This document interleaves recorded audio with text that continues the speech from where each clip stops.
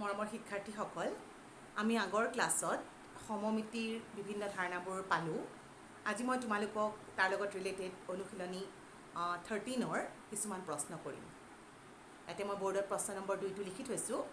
প্ৰশ্ন নম্বৰ 2টো হৈছে তোমালোকৰ উত্তৰ লিখা। 2ৰ 1 নম্বৰ দিয়া আছে, এটা সমদ্বিবাহু ত্ৰিভুজৰ সমমিতি অক্ষ কেইডাল? তোমালোকৰ সমদ্বিবাহু ত্ৰিভুজ নিশ্চয় মনত আছে। মই আগৰ ক্লাছত ডিছকাছো কৰিছোঁ ডিটেইলছত। কেনেকুৱা আছিলে? আমাৰ দুডাল বাহু সমান, এইটো হৈছে সমদ্বিবাহু ত্ৰিভুজ। ইয়াতে আমি কোনডাল সাপেক্ষে ভাঁজ দিছিলোঁ? এনেকৈ ভাঁজ, এইটো এডাল সাপেক্ষে ভাঁজ দিলে সমানে মিলি গৈছিলে। তাৰমানে তোমালোকৰ সমদ্বিবাহু ত্ৰিভুজৰ সমমিতি অক্ষ কেইডাল? এডাল। তোমালোকে বাক্যত লিখি দিবা, এটা সমদ্বিবাহু ত্ৰিভুজৰ সমমিতি অক্ষ এডাল। এইবাৰ যাওঁ মই 2 নম্বৰ প্ৰশ্নটোলৈ। এটা সমবাহু ত্ৰিভুজৰ সমমিতি অক্ষ কেইডাল? সমবাহু ত্ৰিভুজ কি আছিলে? তোমালোকৰ যিটো ত্ৰিভুজৰ তিনিওডাল বাহু সমান, সেইটো হৈছিলে তোমালোকৰ সমবাহু ত্ৰিভুজ, হয়নে? সমবাহু ত্ৰিভুজত আমি দেখিছিলোঁ এনেকৈ যদি ভাঁজ দিছিলোঁ মিলি গৈছিলে দুইটা ভাগ, এনেকৈ ভাঁজ দিলেও মিলি গৈছিলে, এনেকৈ ভাঁজ দিলেও মিলি গৈছিলে। তাৰমানে তোমালোকে কি উত্তৰটো লিখিবা? এটা সমবাহু ত্ৰিভুজৰ সমমিতি অক্ষ কেইডাল পালোঁ? 3ডাল। হ'ল? এইবাৰ গৈছোঁ মই ইয়াৰে 3 নম্বৰ প্ৰশ্নটো। এটা আয়তৰ সমমিতি অক্ষ কেইডাল? আয়ত এটা আঁকি চাওঁ। এইটো হৈছে আমাৰ এটা আয়ত। ডিটেইলছত আমি আগৰ ক্লাছত পঢ়িছোঁ। তুমি যদি আয়তটোক এনেকৈ পথালিকৈ ভাঁজ দিয়া, দুইটা অংশ মিলি যাব। এনেকৈ দীঘলীয়াকৈ ভাঁজ দিলেও দুইটা অংশ মিলি যাব। কৰ্ণাৰেদি ভাঁজ দিলেতো নিমিলে। গতিকে আয়তৰ সমমিতি অক্ষ হৈছে কেইডাল? 2ডাল। এইবাৰ যোৱা তুমি বৰ্গ, নেক্সট কুৱেশ্যনটো। এটা বৰ্গৰ সমমিতি অক্ষ কেইডাল? এতিয়া বৰ্গটো কেনেকুৱা আছিলে? বৰ্গটোৰ 4ডাল বাহু সমান আছিলে। ইয়াক তুমি পথালিকৈ ভাঁজ দিলেও দুইফাল মিলি গৈছিলে, থিয়কৈ ভাঁজ দিলেও মিলিছিলে। এনেকৈ যদি কৰ্ণাৰকৈ ভাঁজ দিয়া, অৰ্থাৎ কৰ্ণ সাপেক্ষে ভাঁজ দিয়া, তেতিয়াও তোমালোকৰ দুইটা অংশ মিলি গৈছিলে। গতিকে আমি কি পালোঁ? বৰ্গৰ সমমিতি অক্ষ হৈছে 4ডাল। হৈছে? ইয়াৰ পিছত 5 নম্বৰ প্ৰশ্নটো হৈছে তোমালোকৰ এটা ৰম্বাছৰ সমমিতি অক্ষ কেইডাল? এইবাৰ আহিলোঁ আমি 5 নম্বৰ। এটা ৰম্বাছৰ, মই ইয়াতে লিখি দিছোঁ আৰু, এটা ৰম্বাছৰ সমমিতি অক্ষ কেইডাল?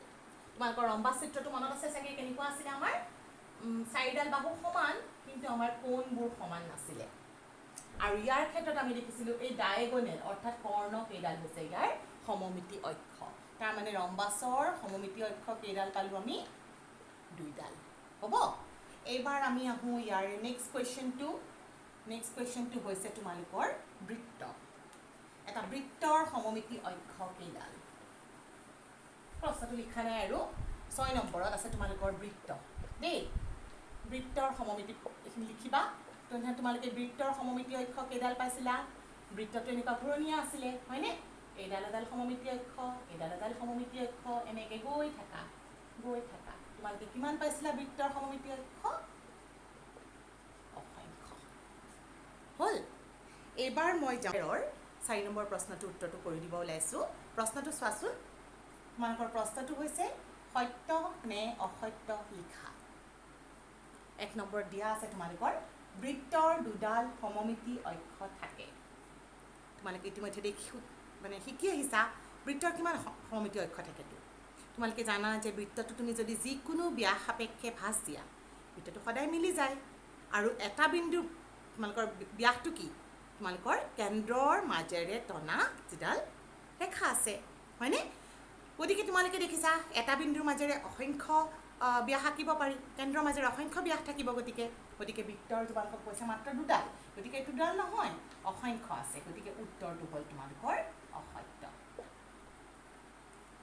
এইবাৰ 2 নম্বৰত তোমালোকক কৈছে এটা ত্ৰিভুজৰ এডালতকৈ বেছি সমমিতি অক্ষ থাকিলে ত্ৰিভুজটো সমবাহু হ'বই লাগিব। মাষ্ট, হ'বই লাগিব। কি কৈছে? এডালতকৈ যদি বেছি সমমিতি অক্ষ থাকে এটা ত্ৰিভুজৰ, তেন্তে ত্ৰিভুজটো সমবাহু হ'বই লাগিব। তোমালোকে দেখিছিলা সমদ্বিবাহু ত্ৰিভুজত কেইডাল আছিলে সমমিতি অক্ষ? এডাল। ঠিক আছে? বিষমবাহু ত্ৰিভুজৰ ক্ষেত্ৰত তোমালোকক মই আগৰ ভিডিঅ'ত কৈ দিছিলোঁ, দেখাই দিছিলোঁ নহয় চিত্ৰসহ। বিষমবাহু ত্ৰিভুজৰ তোমালোকে দেখিছিলা এডালো সমমিতি অক্ষ নাছিলে। আৰু সমবাহু ত্ৰিভুজৰ তিনিডাল সমমিতি অক্ষ আছিলে। তাৰমানে আমি গম পালোঁ য়েছ, যদি এটা ত্ৰিভুজৰ এডালতকৈ বেছি সমমিতি অক্ষ থাকে ই সমবাহু হ'বই লাগিব। তাৰমানে উত্তৰটো সত্য। ৩ নম্বৰ প্ৰশ্নটো হৈছে তোমালোকৰ ইয়াৰে, এটা সমকোণী ত্ৰিভুজৰ সৰ্বাধিক এডালহে সমমিতি অক্ষ থাকিব পাৰে। তোমালোকৰ সমকোণী ত্ৰিভুজ কি আছিলে মনত আছেনে? যিটো ত্ৰিভুজৰ তোমালোকৰ এটা কোণৰ মাপ 90 ডিগ্ৰী সেইটো হৈছে তোমালোকৰ সমকোণী ত্ৰিভুজ। এটা কোণৰ মাপ 90 ডিগ্ৰী সমান। এতিয়া কৈছে সৰ্বাধিক যদি থাকেও তাৰমানে কিমান থাকিব পাৰে? এডাল, মেক্সিমাম এডালহে থাকিব পাৰে। য়েছ, কিয় হয় চোৱাচোন। তোমালোকে যদি এটা সমদ্বিবাহু সমকোণী ত্ৰিভুজ লোৱা, এইটো ইয়াৰে মই যদি ধৰা এইডাল বাহু আৰু এইডাল বাহু সমান ল'লোঁ, এতিয়া মই যদি এনেকৈ এইটো সাপেক্ষে এনেকৈ ভাঁজ দি দিওঁ, মিলি যাব ভাগটো। তোমালোকৰ তাৰমানে এডালহে অক্ষ থাকিব পাৰে, অৰ্থাৎ উত্তৰটো হৈছে সত্য। হ'ব, ইয়াৰে মই যাওঁ এইবাৰ 4 নম্বৰটোলৈ। 4 নম্বৰ হৈছে তোমালোকৰ 4টো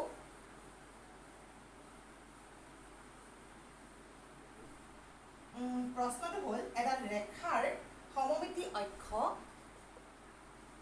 এডাল ৰেখাৰ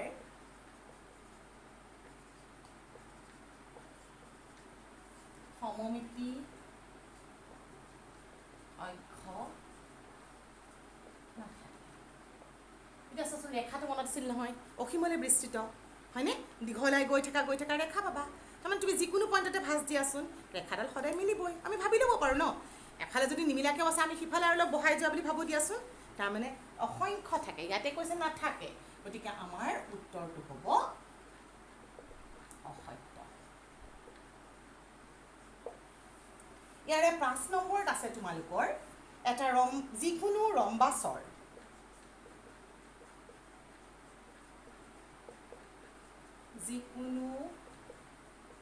ৰম্বাচৰ কৰ্ণ দুডাল সাপেক্ষে যিকোনো ৰম্বাচৰ নহয়, যিকোনো ৰম্বাচ কৰ্ণ দুডাল সাপেক্ষে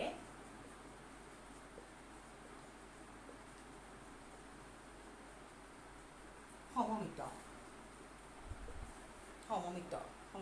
য়েছ, হয়নে নহয় বাৰু? তোমালোকে পাইছিলা নহয় ৰম্বাচটো কি আছিলে? নিশ্চয় মনত আছে হয়নে? সমান বাহুৰ প্ৰত্যেকটা বাহু সমান, আৰু কিন্তু তোমালোকৰ কি আছিলে লগতে তোমালোকৰ এংগলবোৰ সমান নাছিলে, হয় নহয়? গতিকে তোমালোকে দেখিছিলা য়েছ, আমি যদি এনেকুৱা এইটো এটা ৰম্বাচ হয় তেনেহ'লে মই ইয়াক কৰ্ণ সাপেক্ষে সমমিত চিত্ৰ মিলি যায়। তাৰমানে আমাৰ ইয়াৰ উত্তৰটো হৈছে কি? উত্তৰটো হৈছে তোমালোকৰ